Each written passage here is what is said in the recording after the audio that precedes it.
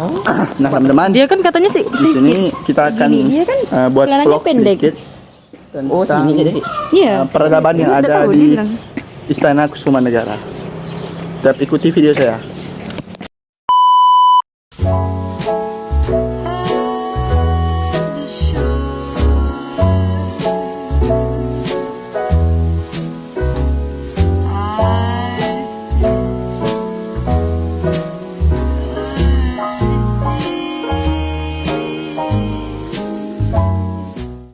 Send you a bouquet, saying it's a mistake. Drink my troubles away, one more glass of champagne, and you know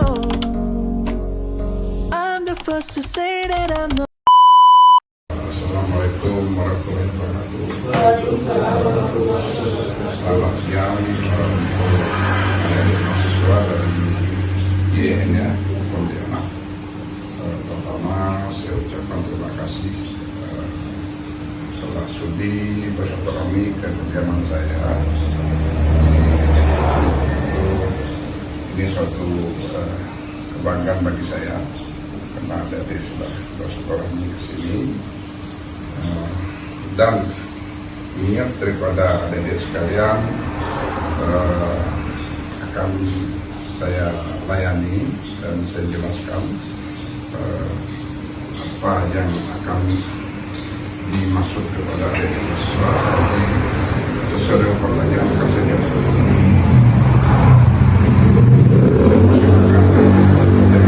Silakan.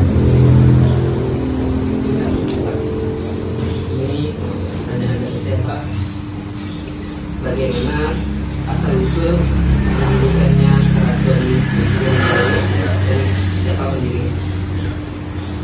Kalau asal muasal kerajaan Kusumanegara itu dari daerah namanya Ulu Kriau. Ulu Kriau itu kalau kita jelaskan sekarang itu di daerah kilometer 120 km. Itu rombongan yang dipimpin oleh Prabu Setu.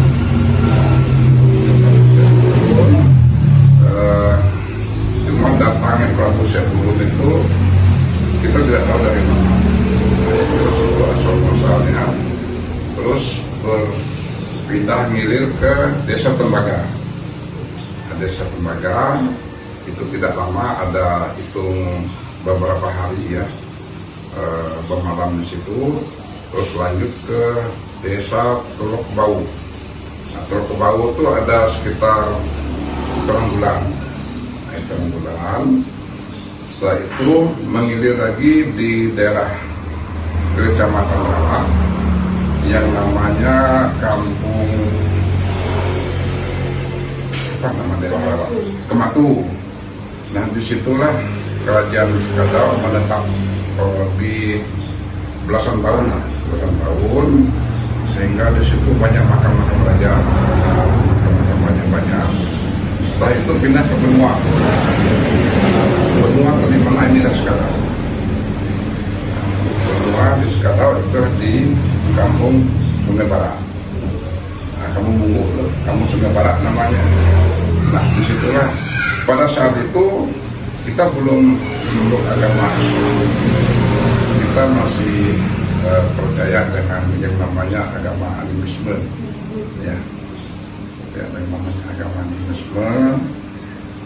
Dan pada saat pindah ke benua itu yang namanya daerah di desa namanya dulu itu Sungai Barat itu sekarang Desa Munggu kan. Nah, di situ mulai berdirinya yang namanya istana. Sebenarnya bukan keraton, istana. Itu yang mendirikan istana yang pertama itu adalah Sultan Anum. Sultan Anum ini makam ini belakang keraton. Mendirikan Sultan Anum ada berdirinya sekitar 5 abad ya, dari 100 tahun, sehingga keraton itu karena termakan zaman roboh. Nah, sekarang dibangun baru lagi. Yang bangun saya. Nah, saya Raja Kusumanegara, kan nama saya itu dan Pangeran Agung Gusti Mapedi Sri Negara II Raja Kusumanegara Skadausa yang Bandung yang sekarang berdiri. Nah itu cerita singkat. Nah, sampai sekarang. Jadi mengajarkan sifat-sifat sosial yang sifat positif. Ya, sifat positif biar kita nih menghormati sesama teman, menghormati orang tua kita, menghormati apa-apa kita, kakak kita, menghargai orang-orang yang lebih muda daripada kita. Itulah namanya adat dan adat. Itu sangat penting sekali bahwa budaya dan adat kita zaman dulu akan kita gali kembali. Siapa yang tugas bisa menggali kembali? Yang pernah memerintah pada masa itu. Nah, siapa yang pernah memerintah pada masa itu? Jelas para raja, para menteri, para temenggung, para panglima. Nah itu. Nah, jadi artinya kalau sekarang makin bertumbuh ada perkembangan modern. Jadi kalau tidak diimbang dengan budaya-budaya kita yang diturunkan dari nenek moyang kita dengan dahulu, kita bisa kacau. Nanti jalan kaki mereka adik-adik di depan pakai kolor ABH, bagus tidak? Nah, kayak orang di barat kan begitu. Bercium kelak mana beli goang, beruyuk mana beli goang, bertentangan dengan adat-adat kita. Dan maka itu sangat penting sekali bahwa adat dan adat budaya kita yang diwariskan nenek moyang kita zaman dulu jaga kembali. Biar para anak-anak muda kita tidak terpengaruh dengan adat budaya asing. Orang tua misalnya kau ketigaisan pada yang orang tua kita kan. Nah itu maka itu sangat penting dan rakyat jelas mau tidak mau harus mengikuti karena sebelum adanya NKRI ini kan udah kerajaan dulu, setelah itu baru para kerajaan ini menyerahkan kepada PRIS. Siapa itu PRIS? Republik Indonesia Serikat, yang pada kala itu presidennya adalah Bung Karno. Jadi kita bergabung dengan PRIS, Republik Indonesia Serikat. Nah, itu. Nah, jadi sekarang para pewaris-pewaris kerajaan ini tugasnya membantu pemerintah dalam membangun Indonesia makin maju, makin aman, ekonomi makin mantap dan lancar. Itu tugas kami membantu pemerintah. Nah, jadi apa program pemerintah kami mendukung, wajib kami dukung. Nah itu. Jadi para raja sekarang sifatnya positif. Nah, jadi masyarakat mau tidak mau harus ikut. Kalau masyarakat yang mau ikut ya pindah aja ke orang yang tidak beradab dan beradab kan. Nah kan gitu. Nah, saya yakin kita bangsa Indonesia khususnya sekarang ini kita adalah masyarakat beradab dan beradab. Khususnya kita adalah Skadau, umumnya kita Indonesia, kita semua masyarakat yang beradab dan beradab. Dan kita mendukung apa yang diperlukan oleh pemerintah, itu wajib kita dukung. Pertama ada segi keamanan, harus kita bantu pemerintah kita dari segi keamanan.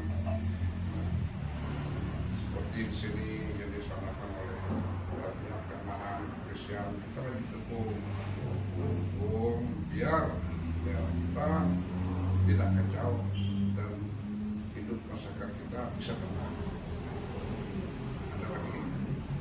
Nah, itu mungkin dari kamu juga. Ya, nanti ini kalau kurang bagus di yang dipotong-potong ya.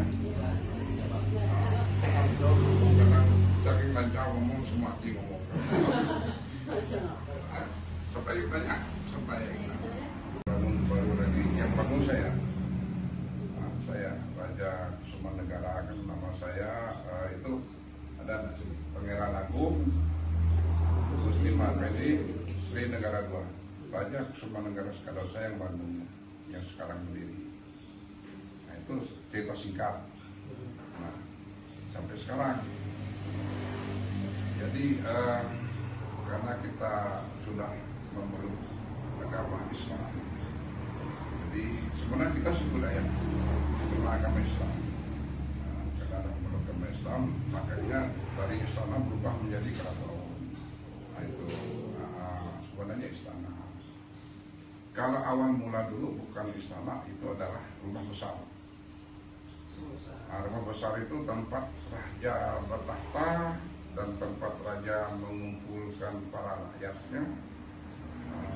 Nanti suku kita Dayak itu adalah rumah panjang. Apa rumah panjang? Itu rumah betang. Nah, kalau rumah besar itulah tempat raja memerintah. Ibaratnya kita kan tempat gila kan. Itu zaman dulu itu dikatakan rumah besar, bukan istana dan bukan keraton. Keraton mulanya. Nah, dengan perkembangan zaman lalu dikatakan istana. Nah, setelah memeluk Islam berubah menjadi keraton. Nah, karena kita ada pengaruh daripada Jawa menyebarkan Islam. Karena Jawa kan para turunan dari namanya keraton. Maksudnya namanya keraton. Apa mau tanya lagi? Pertanyaan dari saya ini. Alasan dari didirikannya keraton di tempatnya di situ, ada alasan apa? Ada. Karena alasannya kan pada masa itu kan masyarakat kita masih sedikit.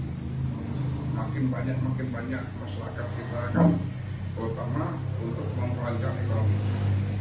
Karena transportasi pada masa itu adalah lewat sungai kan. Kalau di daerah Lamangkupu itu kan jauh daripada sungai besar. Ya paling sungainya lebarnya ya anggap 5 meter, 6 meter.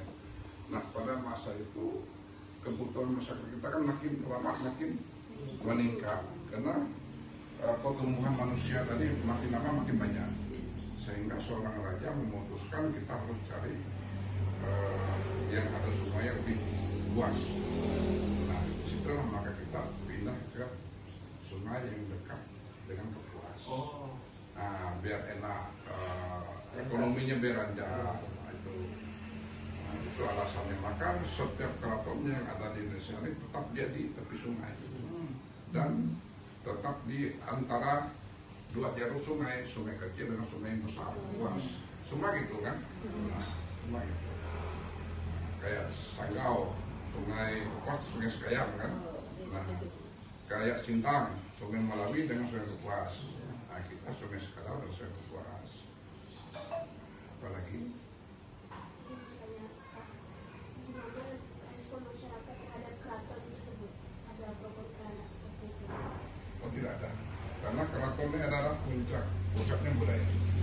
Pusat budaya dalam arti untuk kita mengajarkan generasi baru yang ngerti dan adab.